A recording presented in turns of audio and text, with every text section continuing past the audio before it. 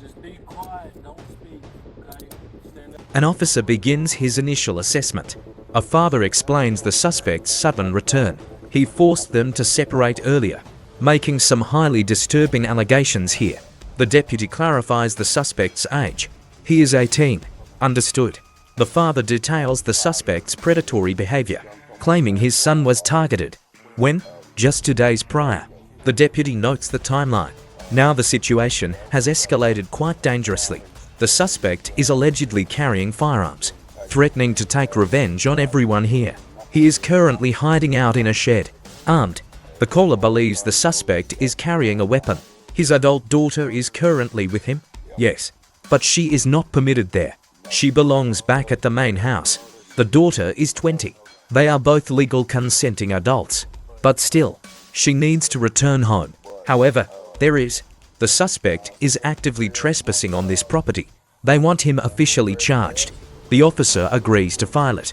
Then, he confirms the exact location of the suspect, right next to the house, directly beside it. The deputy immediately calls in for backup, knowing the suspect may be armed. Smart, covering the exit, watching for potential escape routes. They need to secure the entire perimeter. Now, indeed, more deputies arrive to contain the tense situation. They locate the exact shed on the property. Let's look at where they are. Hiding. The caller points out the 2 mobile homes. On screen, he directs the deputy to the far side, where a small shed sits. Right. Inside that structure is where things get sketchy. They have set up a makeshift camp inside, and they are likely using drugs. Right now. Understood. Backup is already en route to assist. To the scene, the caller admits he is carrying a weapon himself, making this a highly volatile situation for everyone. Now the deputy has some critical information. This trespasser might be carrying, so the deputy decides to hold for backup before he makes a move. They plan to stage at a nearby intersection for safety. Earlier, these individuals ran from the caller, fleeing up a hill before police could arrive. The property owner even had a medical emergency, forcing him to go to the hospital. But as soon as he got back home, he realized the squatters had returned to the exact same spot. Now, watch, as the deputy asks a crucial legal question. Here, unauthorized, was the door secured? They forced their way in by breaking the lock. This changes things, because this is now a felony burglary. One suspect is legally allowed there, but the male is not. The homeowner clarifies that the shed should be completely empty. He actually plans on tearing it down or fixing it. It is abandoned, but a suspect broke in. The officer listens. Now, watch how the officer sets up his perimeter. He needs to wait for his backup to arrive. He plans to park right near the corner block, quietly. Understood. Going completely dark to avoid tipping off the suspect. The homeowner wants to assist. He offers to keep watch down by the creek, near the local bridge. He thinks he can block the suspect from escaping easily. The deputy immediately shuts down this dangerous idea. He tells him to just shout for help instead. The police will handle it from there. Period. Safety. He notes self-defense is the only exception. Otherwise, they must let the professionals work. Keeping civilians safe is always a top priority. He wants to avoid any unnecessary injuries today. He decides to hand over some paperwork now. He asks the witness for a formal statement. Now, this keeps the homeowner safe and occupied for now. He hands over a clipboard to write on, keeping him in a safe spot. Suddenly, a female figure emerges from the house, walking right out front. Look.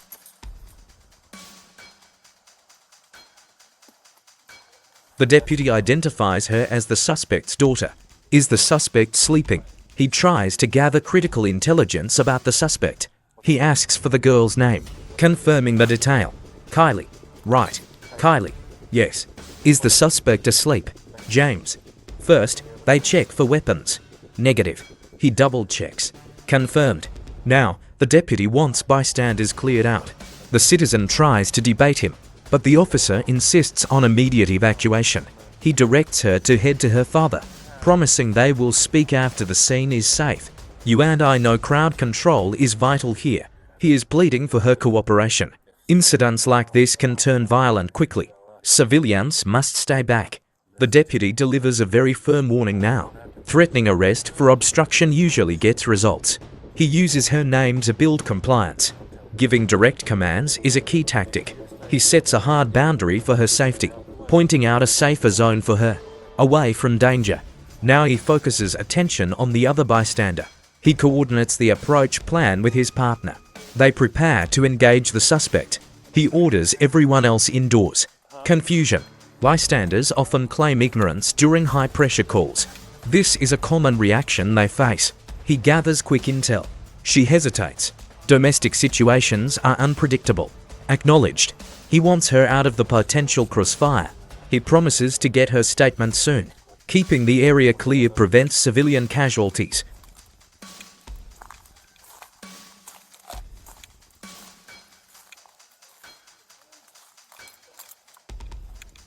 Notice the shed they are focusing on here, directly.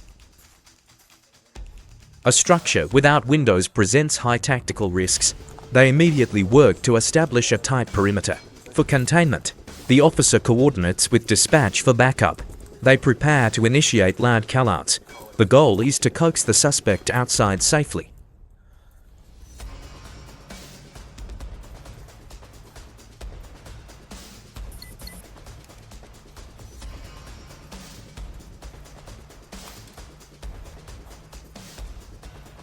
Moving in.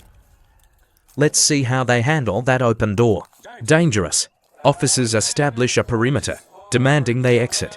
They need immediate, visible compliance here, closing the gap. Repeated commands help prevent any confusion. The suspect is warned against sudden movements.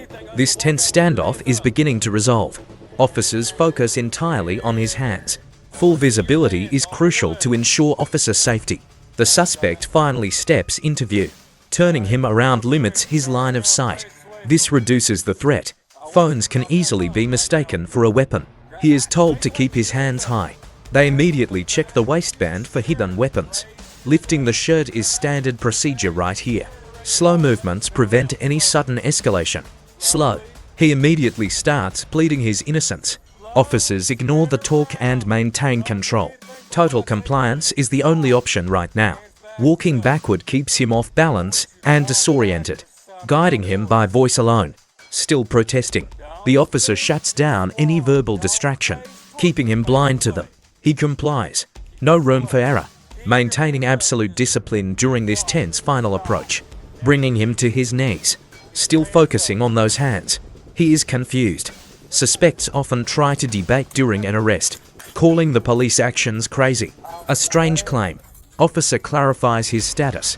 He tries to negotiate his way out of custody. Denial is a very common reaction in this scenario. Desperation. The officer keeps him quiet and gets him up. Keeping him quiet prevents him from coordinating lies. Control is established. Still asking about his personal items. Not happening yet. The officer calls out that they have him secured.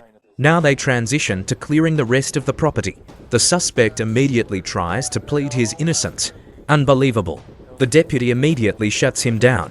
He temporarily complies. For now, he asks the classic nervous question. Listen. Police scan the dark shadows. Now they check for hidden accomplices. The suspect worries about his cell phone. Securing the area is their main priority. Officers need him kept in plain sight. Once again, he asks the obvious. The deputy tries to regain total control here. Verbal compliance is absolutely critical now. He admits he is on active probation. He is terrified of going back, but his constant babbling is not helping. The deputy demands complete silence right now. Safety comes first. He keeps trying to convince the deputy. Zip it. He yields temporarily. Reminding him of his constitutional rights is key. He agrees again, but staying quiet is hard for him. The officers sweep the backyard shed next, searching for threats. The suspect claims the shed is empty, but police cannot take any chances here. He is ordered to remain frozen. Got it. The deputy wants him sitting down to prevent running, a standard de-escalation tactic. Sitting limits his physical movement. He complies immediately. Still, he desperately pleads his case. The K9 handler steps in next. keeping the suspect at bay. Understood. He asks one more time. The tension remains high. The officers need him to be quiet. Scene control is absolutely paramount. No more talking. The suspect complies immediately. Deputy demands complete silence. Officers order the suspect down onto the pavement. This posture prevents sudden escape. They keep him pinned while clearing the area. Secure. Standard tactical restraint. The suspect complies. Officer keeps him quiet while checking the threshold. Doorway. Suspect tries pleading. Second officer scans the room for other threats. They confirm the immediate area is safe. No hidden dangers. Officers coordinate flashlights to ensure no blind spots. The scene is secured. Deputy snaps back, demanding silence once again. For safety. Understood. Officer secures the suspect's phone before moving him, managing the suspect's personal property during detention. Now they assist the suspect to his feet. Suspect tries to show he will cooperate fully, moving out, guiding him out under tight control. Officer prepares to read the constitutional rights. Suspect listens. First comes the right to remain silent, warning him that statements will become evidence, making sure the suspect is paying attentive. Next is his right to legal counsel, having a lawyer present during all questioning. If he cannot afford a lawyer, one will be provided by the state, ensuring his legal defense is guaranteed. He can stop the questioning at any point, invoking these rights whenever he chooses, declining to answer any further questions. Deputy asks for formal confirmation. Clearly, suspect nods agreement. Officer asks if he will speak now, trying to get a statement on camera. Now, the suspect complies. The officer asks about ownership, but the suspect hesitates. He acts clueless. The deputy immediately asks how he gained entry. The suspect claims he was given permission to sleep inside. Nothing more. The deputy spots the glaring contradiction in his story. How can a stranger grant access? He demands to know the exact entry method. The suspect drops a name to shift the blame, insisting he only wanted a warm place to sleep. Struggling for excuses, the deputy narrows in on how the door opened. He claims it was unlocked. The officer is skeptical. He starts desperately swearing to God to buy credibility. Admitting to past trespassing actually worsens his case. The deputy remains highly skeptical. The suspect nods. A crucial detail. He insists he did not break anything to enter. Watch how he pleads his innocence here. Then he tries to negotiate a quick exit strategy, but the deputy is not having it. He complies reluctantly. The suspect loops right back to his original story, using extreme exhaustion to justify his actions. The officer asks for the name again. The suspect repeats it. The deputy probes their relationship. He reveals she is actually his former partner, who supposedly gave permission. The deputy questions her ownership. He admits no. So who is the owner? He guesses it is her father. Now he asks to be cuffed in the front. Instead, the deputy shuts that request down instantly. Standard protocol must be followed. The officer explains the law to him. You must ask the actual property owner, not someone who has no authority. Then the deputy drops another bombshell. The father has already banned him before. Let's watch this begin. The young suspect starts off highly defensive. He quickly blames the original caller here, instantly. But the deputy completely shuts him down, demanding absolute silence. The officer's intelligence contradicts his story, reminding him that police do not show up for minor issues. The teen stays compliant, agreeing completely. The interrogation pivots to weapons. Asking about a gun, the suspect immediately denies ever owning any firearms, swearing he does not. The deputy tests him about searching a shed to gauge his reaction to the threat, pressing him again on gun history, still denying everything. Now checking if he threatened anyone. A warning. Now you and I see the pressure building. The deputy promises to interview other witnesses to find the truth. The suspect doubles down on his innocence, swearing no one will say he had weapons. He even invites an immediate physical search to clear himself. The deputy shifts focus, pointing to nearby items, asking what else is hidden. The teen immediately admits to carrying a nicotine vape, hoping this minor confession protects him from worse, from a much more thorough search by police. He claims nothing else. The officer wants to verify the device. Just nicotine. He nods. While checking the suspect's pockets, the teen tries to justify having it, claiming his probation officer gave him permission. The green light. Only 18. He is trapped. The officer reminds him of the legal age limit, which is 21. The suspect tries to argue a legal loophole here, distinguishing between buying and possessing, but that defense rarely works here. Ever. He offers up his belongings to prove compliance, hoping his cooperativeness will keep him free. Notice the extreme anxiety in his voice. The deputy remains neutral, refusing to promise anything. Now he asks for identification. He complies immediately, handing over his driver's license right away. Then he starts pleading with the officer, insisting that he is not a criminal, desperately trying to explain his life circumstances. He mentions his job, trying to show responsibility. He is terrified. The fear of going back to jail dominates him. He just wants to go home to his family. The officer confirms his age. He is only 18. The deputy decides to detain him temporarily, placing him in the patrol car's back seat to sort the situation out. But watch what happens with his phone. The officer instructs him to leave it behind. He is not allowed to take it. Standard safety procedure here. Next, the officer secures him in handcuffs, double locking them so they do not tighten. This prevents any injury during transport. The teen asks again about his fate. The deputy tells James to calm down, gently. The kid panics. The officer tries to de-escalate the tension, reassuring him, explaining that he is just investigating, comforting. But the young man is still absolutely terrified. The deputy acknowledges his fear with real empathy. He even promises to go straight home to bed if the officer will just let him go. Watch how the officer takes control immediately, cutting him off. De-escalation techniques are now being used here.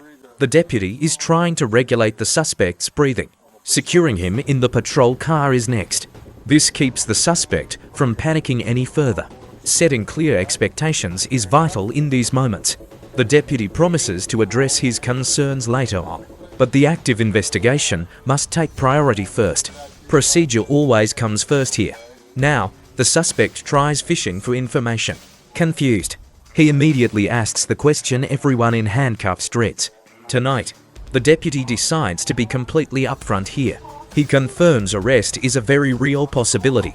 Once again, he emphasizes the ongoing investigation process. The suspect is already thinking about posting bail. The deputy explains it hinges on the evidence, what they find tonight. He quickly pivots back to claiming his innocence entirely. The deputy directs him inside. He complies, guiding him right in. You and I can see the suspect wants his phone, but the deputy shuts that down immediately. Cell phone access is denied while detained. For safety, the backup officers coordinate their physical movements, creating space for the suspect, ensuring he remains supervised outside, readjusting positions around the vehicle. They realize a full search has not happened. Now they perform the mandatory search. Officers always watch the hands during a search. Compliance. He is placed inside the patrol unit. He continues to protest his innocence inside, still denying any wrongdoing.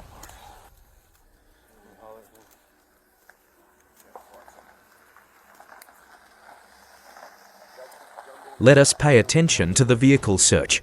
They need to retrieve his personal belongings as well, looking for any hidden evidence, confirming they have the legal right to search. Let's watch this closely. Right here, the deputy begins gathering statements. This is standard procedure for securing evidence. At first, wait. Now a weapon is mentioned, hidden inside the vehicle. Consent is key for an immediate search here. The officer wants to secure the firearm quickly. This is where we see conflicting witness stories. Several people claim he is indeed armed, but a close associate denies the claim. She says there is no weapon on him.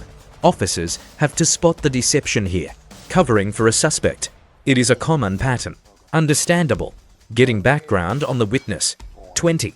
Indeed. Okay. Building a quick rapport. Now they pivot to investigating the actual crime scene. The suspect claims he did not break in. He says the door was already standing open, unlocked. We can see why. The owner knows if anything is damaged, confirming forced entry. Someone is causing a scene. Listen, A witness is trying to flee. Another deputy steps in, ensuring nobody leaves the area.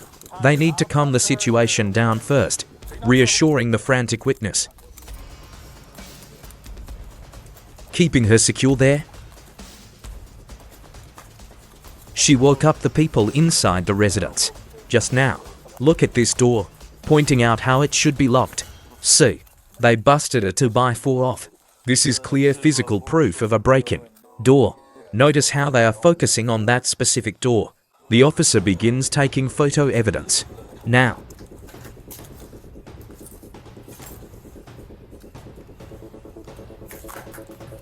A left-behind charger, evidence of squatting. And a mattress. He puts on protective gloves. Right. The owner updates someone over the phone. Here. He explains how he slipped onto the property quietly, sneaking in to catch him. Then, they find more suspect gear.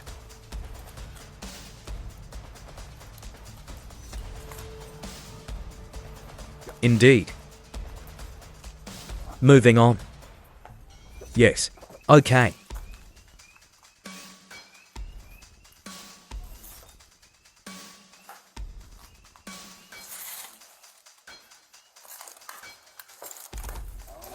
He received a tip. He greets the deputy. Hello. What is happening? They start sorting out where to stack the evidence. Right on the car. The deputy agrees to this, piling the items on the vehicle. But he is worried about damaging the car paint. He wants to keep things clean. The officer tells them to wait a moment. He needs to focus on documenting the scene, photographing the point of entry. Now the owner shares some crucial background details, explaining that the suspect is strictly trespassing, yet he keeps returning here, sneaking onto the property to visit someone, specifically the daughter. The father had installed surveillance cameras everywhere, hoping to prevent another home break-in. The suspect already broke into times. This happened last week, prompting the security upgrades, blocking his usual entry points. Why did they not call sooner? Unbelievable. The officer decides to zoom in on this. Again, this is definitely necessary. He cannot spot the weapon yet. Neither can his partner. Understood. The deputy remains unsure. And the suspect will not like this. Look closely here. The officer asks how they located her. What?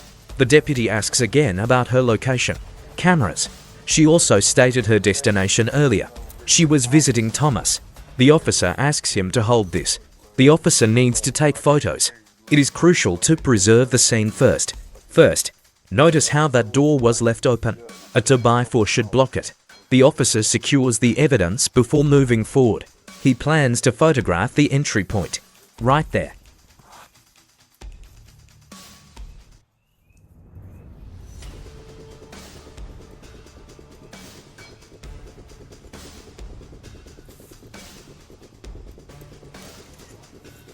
Exactly. The suspect has a major head start. The deputy asks for their address. Now, he mentions the grandfather was recently released from the local jail. Classic sarcasm. The officer refocuses. He needs to establish a clear timeline, confirming the time frame. They confirm it happened tonight. The deputy requests a formal written statement. Immediately, they agree to comply. He prepares to coordinate with dispatch. An official police report is mandatory now. They will issue a trespass warning. The officer evaluates what additional charges might apply. Next.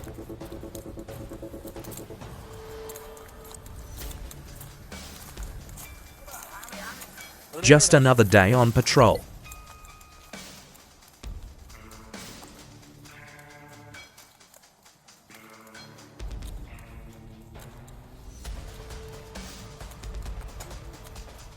Right.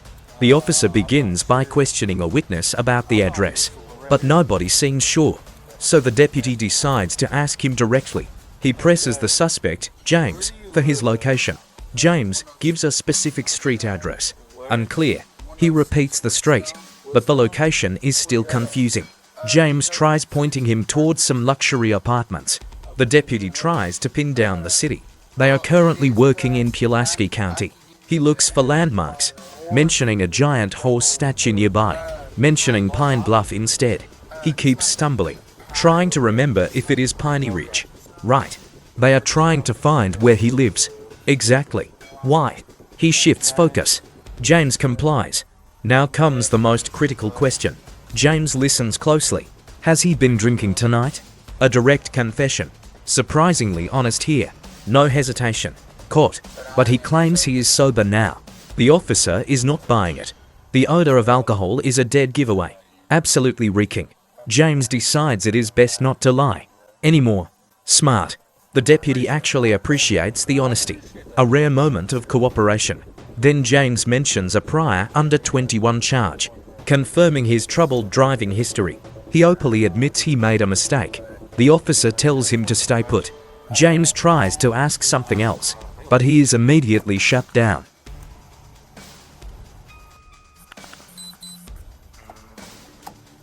The deputy commands him to remain still. Let's watch as the deputy explains the test. He instructs her to take a deep breath. She needs to blow steadily into the device. Continuous.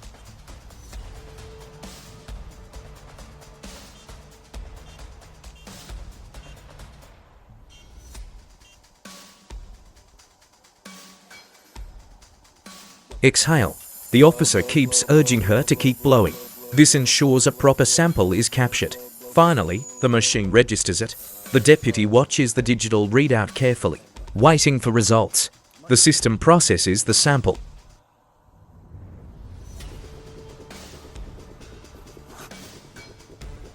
She asks about it.